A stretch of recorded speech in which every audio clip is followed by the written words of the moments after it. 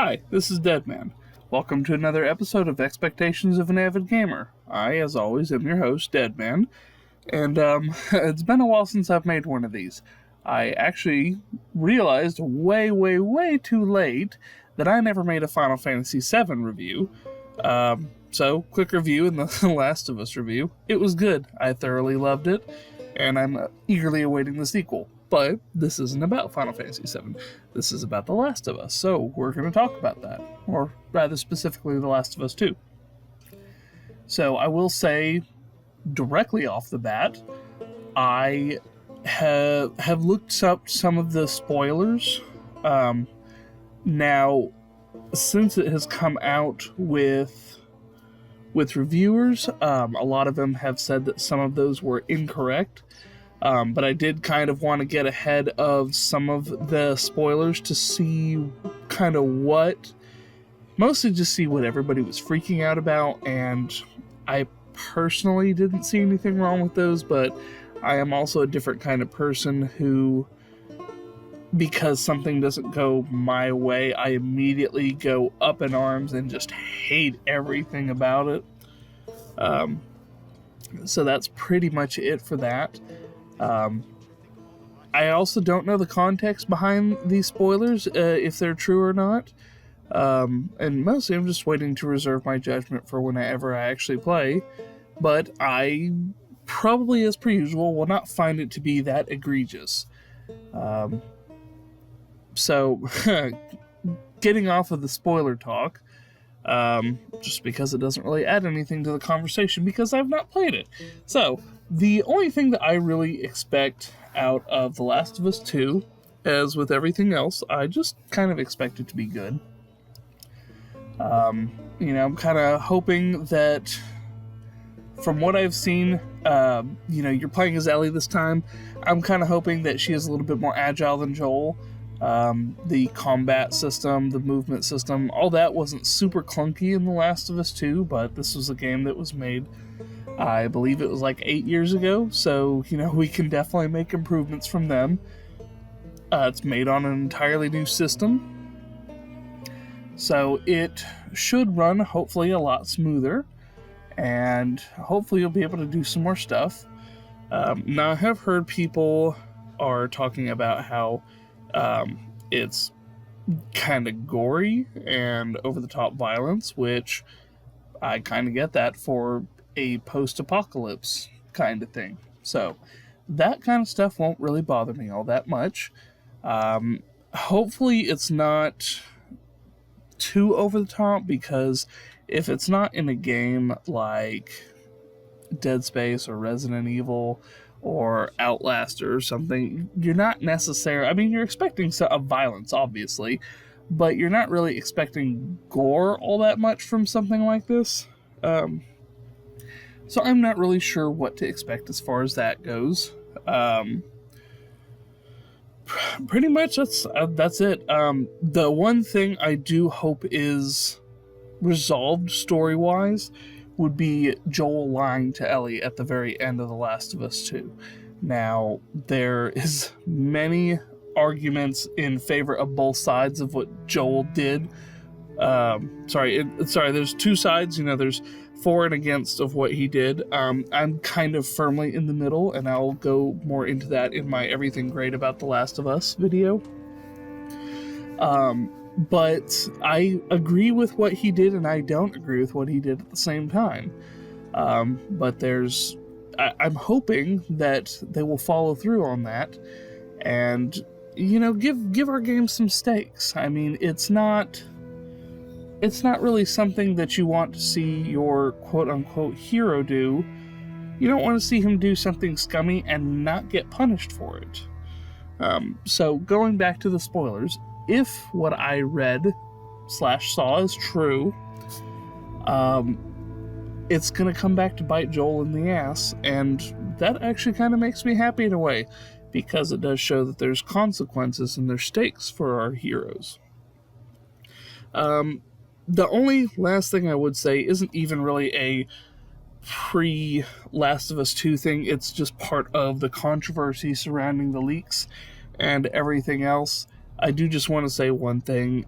if you're going to resort to name calling when you're using arguments, such as using I don't remember what his position is, but Neil Druckmann, if you're going to turn his name around and make it something derogative, your argument automatically becomes invalid. I did post that on Twitter a while back, but like, if you're going to have a discussion, have a discussion. Don't resort to name calling to try to peg down your point, because it just makes you look bad. But that's my 2 cents on it. It's something that bothers me when I see that. It's Neil Cuckman. Why? Why do you have to resort to saying that as part of your argument? You could just call him Neil, you could call him Druckmann, Neil Druckmann, whatever. But it doesn't help your argument when you have to downplay his name like that. But that's not a Last of Us 2 thing. That's a Naughty Dog / Real World thing. But I just wanted to give my 2 cents with that. Anyway, this has gone on long enough. As per usual, I just hope it's good. Doesn't have to be a stellar 10 out of 10. I don't really trust IGN after the Resident Evil 2 review and the Dead Cells review. I don't trust them all that much anymore, but they're giving it a 10 out of a 10, so hopefully it can, still land pretty good, and that's all I honestly hope for.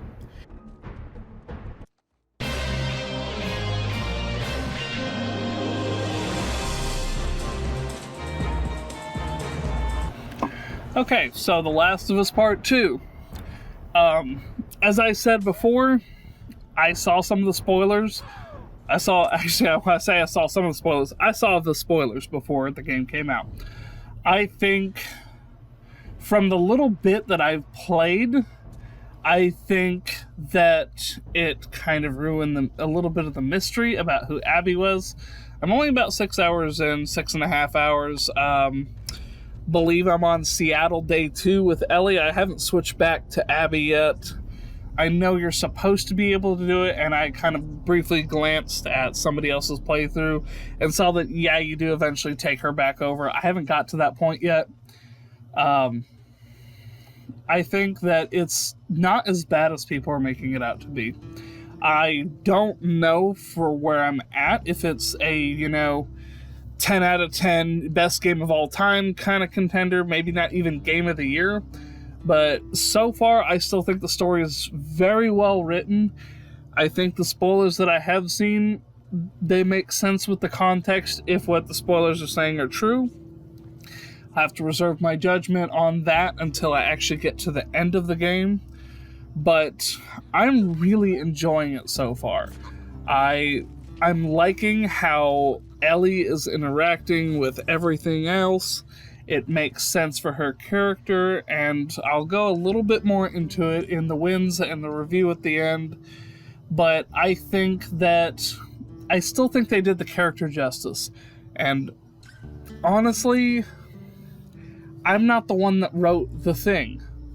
If someone wants to kill off a beloved character, that is completely up to them. It sucks. I'm not saying that I like what happened, because I don't like seeing nobody likes seeing characters that they like die, but that doesn't make it automatically bad. That doesn't automatically mean that they're disrespecting the source. That's just my little 2 cents thought on it. Play it for yourself, watch somebody else's playthrough, however you decide to consume it. I would still at least consuming a little bit of it.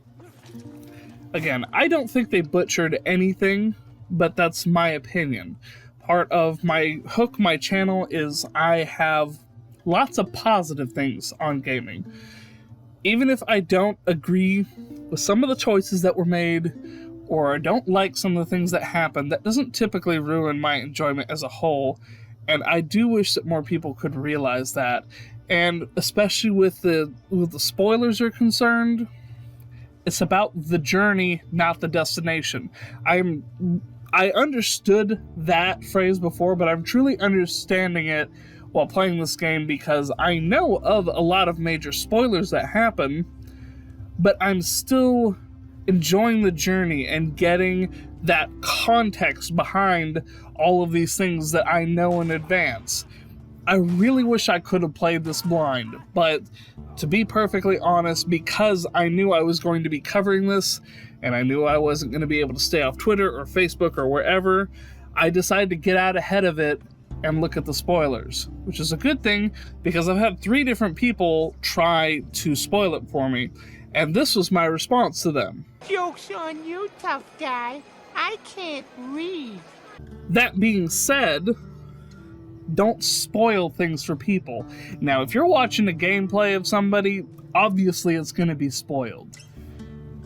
Don't just go and tell random people what these spoilers are, because that could have potentially ruined something for them. Don't be like, well, I just saved you $60. No, you didn't. You actually just made me pissed off because you're being a shitty person. That's getting a little bit off topic for the game. It's just something that's been on my mind and I wanted to get out. Don't spoil things for people. Don't be a shitty person. Either enjoy the game or don't. And I will say, because of when this is recorded, I know that the sales figures are really good for The Last of Us. So clearly everybody that was like, yeah, I'm going to boycott this, they didn't do it. That or there were still enough people who still enjoyed it. The game as a whole is good, in my opinion. They did an excellent job. The facial animations are really good. A lot of the little things they did were so good with it. There is so much more to it than just what was spoiled. And it really sucks that it was spoiled to begin with. But there's so much more to it, and I think it would be a good game to give a chance to. That's going to be it for this one. I know it's mostly more rant than actual, review over it. But I do appreciate you listening anyway. Thank you, and try not to die out there. Well, it's obviously a sex den. That's why he didn't tell you about it. I hope it's a sex den, for his sake. He was so lonely, man.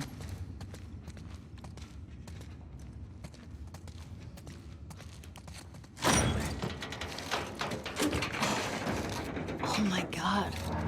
It's weed. That's a lot of dead weed. This explains a lot.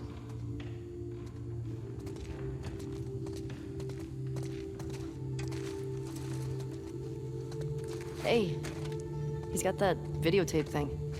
Huh. Dong of the Wolf. Smash Brandy's cooch. Are these? It's porn. Interesting taste, Eugene.